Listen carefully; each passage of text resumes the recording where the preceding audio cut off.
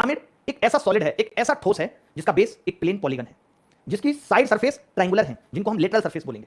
ये triangular surface जहां जाके मिलेंगी वो चोटी होगी पिरामिड की, एक नोक पे ये मिलेंगी। आपने देखा होगा पिरामिड, मैं भी आपको दिखाऊंगा।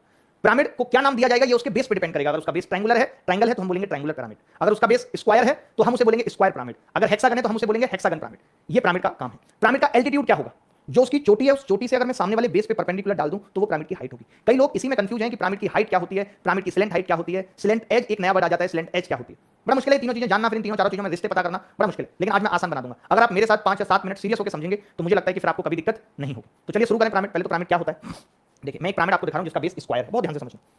एक पिरामिड मैंने आपको दिखाया जिसका बेस स्क्वायर है, तो ये इसका बेस है पिरामिड का, जो मैंने रेड से मार्क किया है। 3D में स्क्वायर में आपको ऐसे ही दिखा सकता हूं। ये बेस है पिरामिड का, ये बेस है। अब ये इसकी चोटी है, एपेक्स है। अब देखिए मैं इस चोटी से इसके सारे वर्टेक्स को मिलाऊंगा। आप देखेंगे सारे वर्टेक्स को इसकी चोटी से मिलाऊंगा। ये मिला दिया पहला वर्टेक्स, दूसरा वर्टेक्स मिला दिया, तीसरा वर्टेक्स मिला दिया, चौथा वर्टेक्स मिला दिया। तो आप देख रहे हैं कि इसकी स्लेंट सरफेस है कौन कौन सी। तो मैं आपको दिखाता हूं, पहले इनके नाम लिखता हूं मैं। जैसे मैंने इसको नाम ए दे दिया, इसको बी दे दिया, इसको सी, इसको डी और इसको पी दे दिया। तो आपको पता है कि यहाँ पे 4 ट्रायंगल और बन रहे हैं। कौन कौन से ट्रायंगल बन रहे हैं? 4। एक तो पीएबी ट्रायंगल बन रहा है 4 पहला, एक पीसीडी बन रहा है, एक पीबीसी बन रहा है, एक पीएडी बन रहा है। देखिए जितना भुजा बेस की होंगी, जैसे यहाँ पे 4 भुजाएं बेस की क्योंकि स्क्वायर है, उतनी ही ट्रायंगुलर सरफेस बनेगी। ये जो ट्रायंगल हैं इन्हीं को हम लेटरल सरफेस कहते हैं। लेटरल सरफेस दुनिया के हर एक पिरामिड में ये लेटरल सरफेस एक आइसोसेल्स ट्रायंगल होती है, ये भी समझना जरूरी है। एक समद्विबाहु त्रिभुज होती है जिसकी 2 भुजाएं बराबर हैं, क्योंकि ये भुजाएं आपस में बराबर होंगी। बहुत ध्यान से समझना। मैंने इस चित्र में आपको सिर्फ क्या समझाया? मैंने इस चित्र में इतना सा समझाया कि बेटा एबीसीडी जो है वो एक वर्ग है, स्क्वायर है, और वही बेस है पिरामिड का। ये मैंने आपको समझाया। यानी कि अब आप बेस समझ गए क्या होता है। फिर आप लेटरल सरफेस समझ गए कि अगर चोटी को हर वर्टेक्स से मिला दिया जाए तो जो ट्रायंगल बनेंगे यही लेटरल सरफेस है, पार्श्व सतह हैं, पार्श्व सतह। ठीक है, मैंने कहा ये सब आइसोसेल्स ट्रायंगल होते हैं क्योंकि पी ए पी बी ये सब बराबर होता है। एक और चीज मैं इस चित्र में समझाना चाहता हूं कि पी जो है वो एपेक्स है, चोटी है।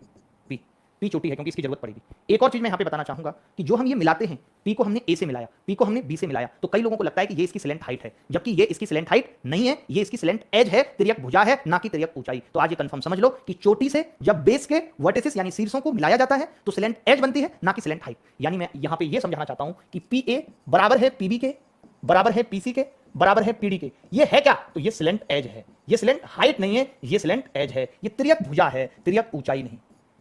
बहुत ध्यान से समझना है इस पिरामिड को। अभी तक मैंने कुछ नहीं बताया, क्योंकि अगर आप ये समझ गए तो सवाल करना कोई बड़ी बात नहीं होगी। मैंने अभी तक कुछ नहीं कहा। मैंने कहा कि पिरामिड एक ऐसी चीज है जिसका बेस एक प्लेन पॉलीगन होता है और एक चोटी से हम सारे वर्टेक्स को मिला देते हैं तो ये पिरामिड बन जाता है। और चोटी से हम जो वर्टेक्स को मिला रहे हैं तो इस तरीके से जो ट्रायंगल बनते हैं, जैसे ये स्क्वायर बेस है तो 4 ट्रायंगल बनने हैं, ये लेटरल सरफेस है और ये सारे ट्रायंगल आइसोसेल्स ट्रायंगल होते हैं। एबीसीडी एक वर्ग, एक बेस था और पी चोटी है। फिर मैंने कहा कि चोटी से अगर आप वर्टेक्स को मिलाते हैं तो ये बराबर तो होगा ही होगा। इनको बोलते क्या है? स्लेंट एज बोलते हैं। क्या बोलते हैं इनको? स्लेंट एज बोलते हैं। अब मैं आगे और बातें बताऊंगा। आप सोच रहे हो स्लेंट हाइट नहीं बताई गुरु ने, हाइट नहीं बताई।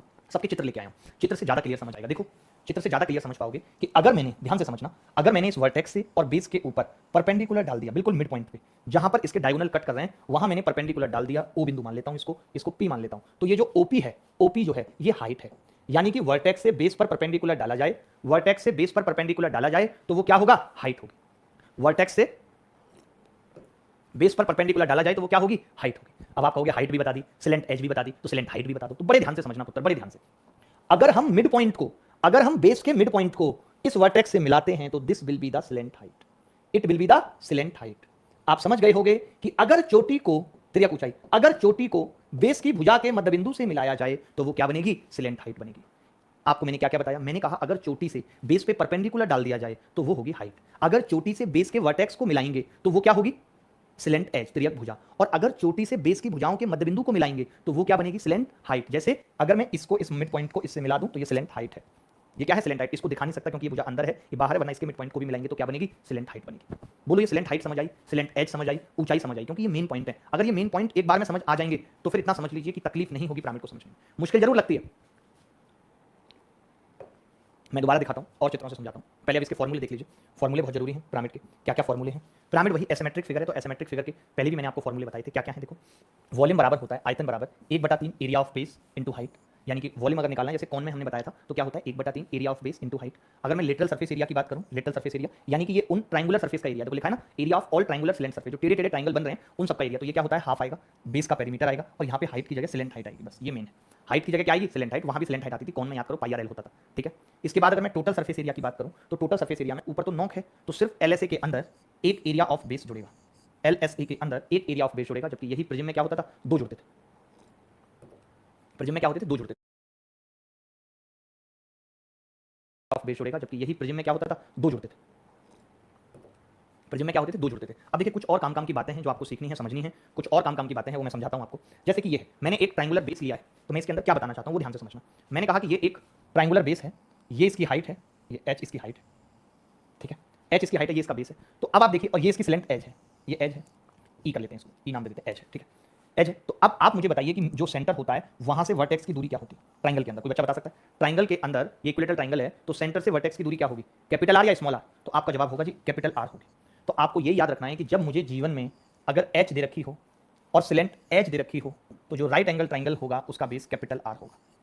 एक तो ये वाला ट्रायंगल याद रखना, ये एकदम कंठस्थ होनी चाहिए आपको ट्रायंगल कि जैसे आपको एच पता है तो आर तो आप निकाल लेंगे ट्रायंगल की, एच कहां से आएगी, पाइथागोरस लगाने से आएगी।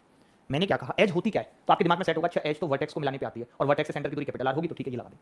अब किसी भी इक्विलेटरल ट्रायंगल में जिसकी हाइट ए हो, तो मैं ये भी आपको बता देता हूं कि कैपिटल आर जो होगी वो होगी a/√3।